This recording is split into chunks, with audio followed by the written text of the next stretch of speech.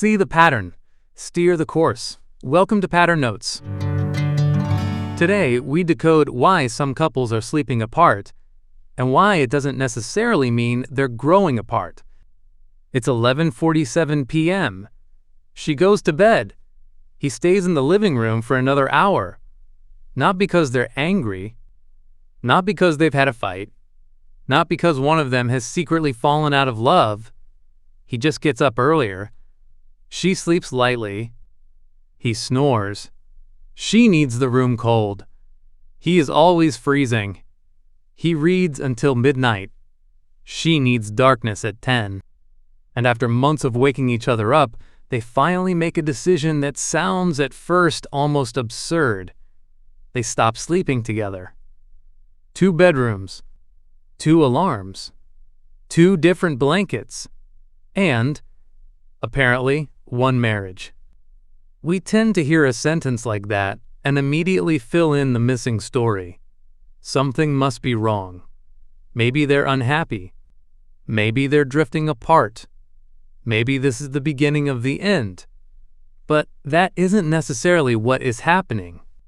A 2025 survey from the American Academy of Sleep Medicine found that 31% of U.S. adults had opted to sleep separately from a bed partner. Among adults aged 35 to 44, the figure was 39%. And in 2026, the idea has become visible enough that major outlets from the Washington Post to ABC and The Guardian have been asking the same question. Can sleeping apart actually help a relationship? Some couples say yes. They sleep better. They wake up less irritated. They stop fighting about blankets, temperature, alarms, and snoring. And sometimes they say they actually enjoy being together more. So here's the strange question. Why does sleeping beside someone feel like proof that you are close? And why can sleeping apart sometimes be a way of staying close? Because the more you look at the history of sleep, the stranger our modern idea of a normal night begins to look. If you have ever loved someone and still wanted them to stop touching your side of the blanket, this part is about you.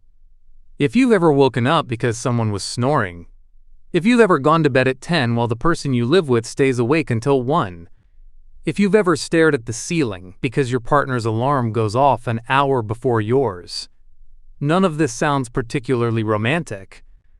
But that's exactly the point.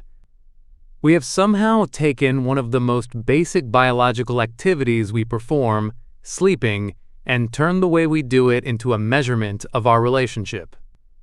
The same bed means intimacy. Separate beds suggest distance. Separate bedrooms can sound almost like a confession.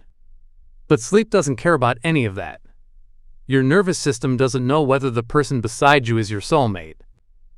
It knows whether the mattress is moving, whether the room is too hot, whether there's noise, whether you're being woken up for the 4th time.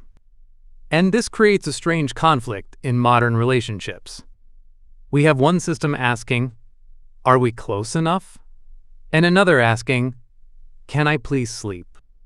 Those are not necessarily the same question. A couple can be deeply connected and sleep badly together.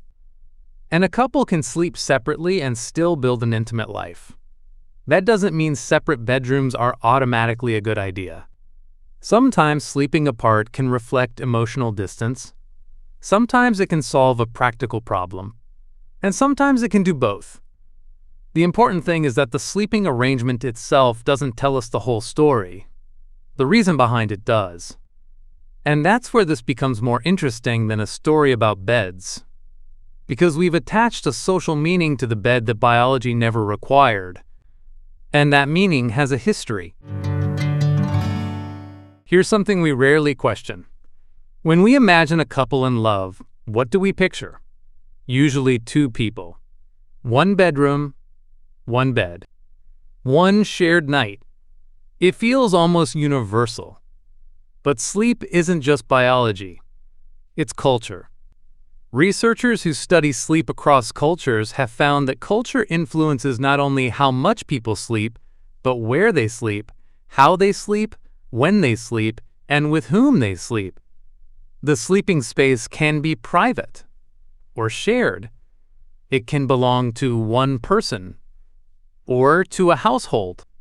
It can be organized around family, age, gender, climate, architecture, work, or local beliefs. In some cultures, sleeping alone can even feel unusual or undesirable, while in many Western settings, sleep is treated as a highly private individual activity. And sometimes, the thing we think of as a permanent bed isn't permanent at all. Consider the hammock. Recent historical research describes the hammock as an indigenous American technology with a history stretching back at least 4,000 years, and documents its widespread use across parts of lowland South America. The point isn't that hammocks are somehow more authentic than beds. The point is simpler. There is no single piece of furniture that human beings were destined to sleep on. A bed is technology. A bedroom is architecture. And the rules surrounding them are culture. So perhaps the more interesting question isn't, why do couples sleep apart today? Perhaps it's, why did we become so certain that couples were supposed to sleep together in the first place? There's another assumption worth disturbing. We often imagine the traditional human night as something simple. Darkness arrives. Everyone goes to bed. Everyone sleeps continuously. Morning comes. Everyone gets up. But the historical record is much messier. For decades, historian Roger Eckerch has argued that pre-industrial Western Europeans commonly experienced what he called segmented sleep. The basic idea is familiar. A first sleep, a period of wakefulness, then a second sleep. Historical texts really do contain references to first sleep and second sleep. Eckerch argues that these references reflect a widespread pattern in which people might retire in the evening, wake around the middle of the night, remain awake for a while, and then return to sleep until morning. But here's where the story gets more interesting. Because this is one of those historical ideas that became so popular that it started sounding more certain than the evidence actually allows. In 2023, historian Niall Boyce re-examined the evidence and argued that references to first sleep and second sleep are more ambiguous than the popular story suggests. They may sometimes refer to different phases of sleep rather than a standardized two-block system, and the evidence does not establish that segmented sleep was a universal or even necessarily dominant pattern across early modern Europe.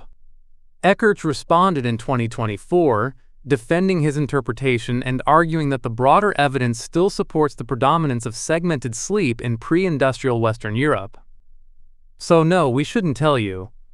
Everyone before electricity slept twice. History doesn't give us permission to say that. But it does give us something more useful. It shows that the shape of a normal night has changed. And it has changed before. Human beings didn't suddenly discover sleep in the Industrial Revolution. What changed was the world around sleep. Artificial light extended the hours in which people could work and socialize. Industrialization created increasingly standardized work schedules. And the clock became more important in organizing everyday life. Researchers studying the history of sleep describe the Industrial Revolution and subsequent technological changes as major forces reshaping sleep timing, sleep environments, and sleep duration. The important thing is not that industrial society invented the 8-hour night. It didn't. The important thing is that sleep increasingly had to fit inside a timetable. Work begins at 8. The commute takes 40 minutes. The children need breakfast. The meeting starts at 9. The alarm goes off at 6. Suddenly, sleep isn't simply something that happens. It's something you have to schedule. And this is where the modern professional inherits a very strange relationship with rest. We optimize our mornings. We optimize our work. We optimize our exercise. We optimize our productivity. And eventually, we start optimizing sleep. Bedtime, wake time, room temperature, light, noise. 8 hours. And somewhere inside all of this sits another expectation. You should sleep beside your partner. Because the modern bedroom isn't just where we sleep. It has become a picture of adulthood. A home, a partner, a bedroom, a shared bed, two people waking up together. It looks natural, but familiar and natural are not the same thing. Think about what a bed represents now. It's not just where you sleep. It's where couples talk at night, where children climb in when they're frightened, where illness is cared for, where intimacy happens, where a relationship begins, and, sometimes, where a relationship appears to end. The bed has become a symbolic container for intimacy itself, and that creates a psychological shortcut. We don't simply see two people sleeping in different rooms. We see two people becoming less intimate. But those are not the same observations. A couple can spend 8 unconscious hours next to each other and barely speak. Another couple can sleep in separate rooms and spend an hour every evening talking, laughing, cooking, walking, touching, or simply being present. Which one is more intimate? There isn't a biological answer, because intimacy isn't a measurement of physical distance. It's a relationship between people. And yet we repeatedly use proximity as a proxy for connection. We do this everywhere. We think friends who talk every day must be closer. Parents who spend every moment with their children must be more involved.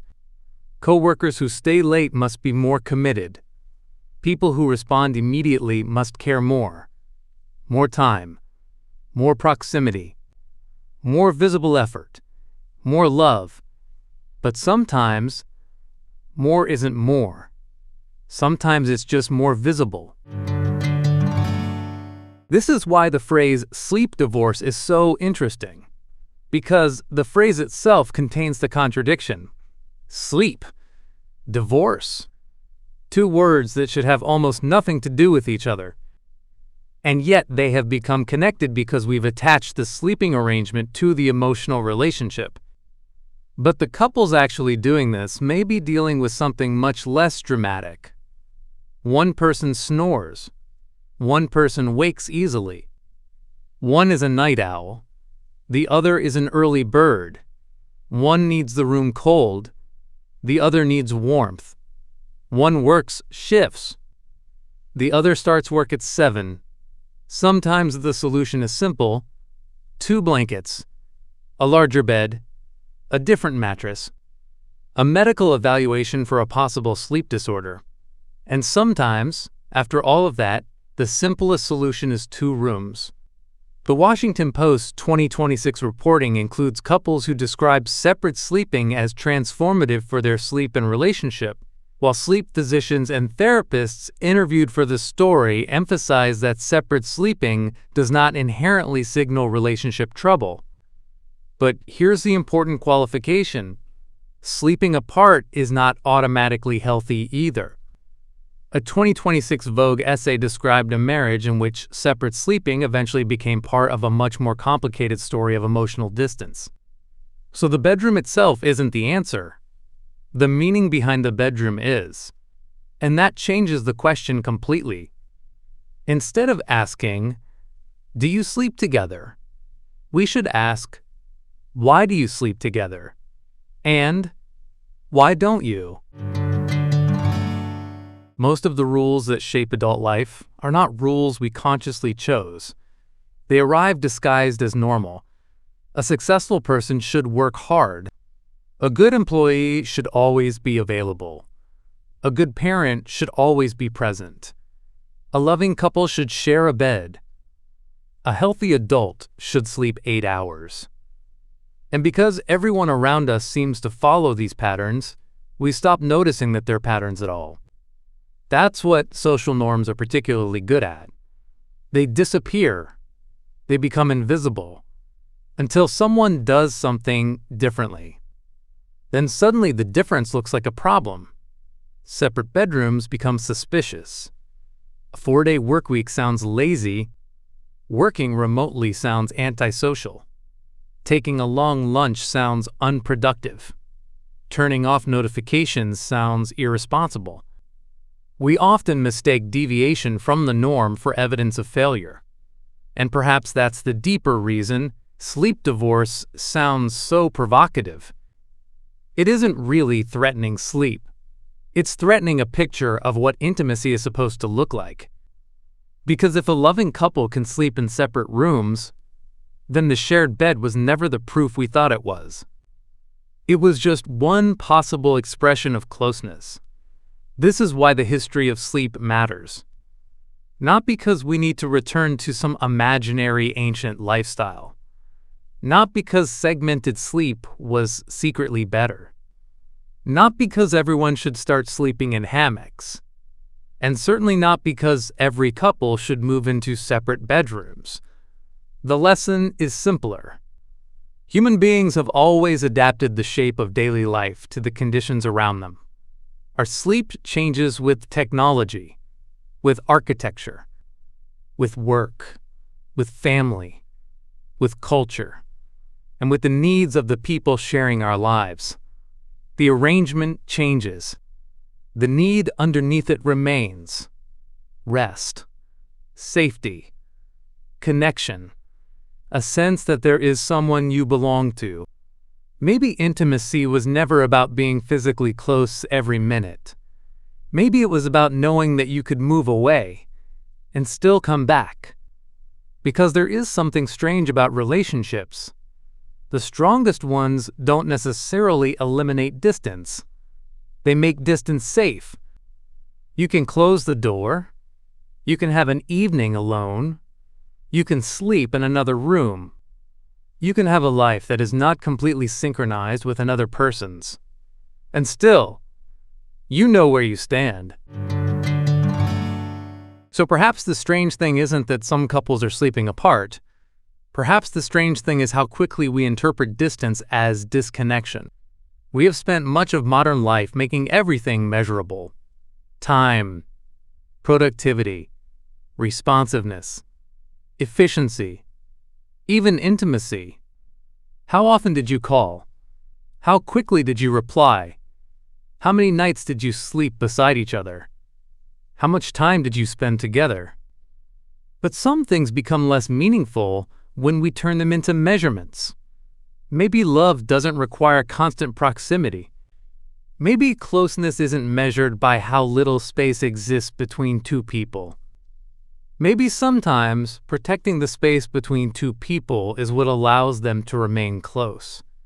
So tonight, if someone sleeps beside you, or across the hallway, or in another room entirely, perhaps the more interesting question isn't, how close are we? Maybe it's, what makes us choose each other when we don't have to? That might be a better definition of intimacy. If this pattern feels familiar, you are not the only one noticing it. And if you've ever wondered whether the way we live is really the only way we could live, stay curious. Share this with someone who might need to see it. Old patterns, new questions. See you next time.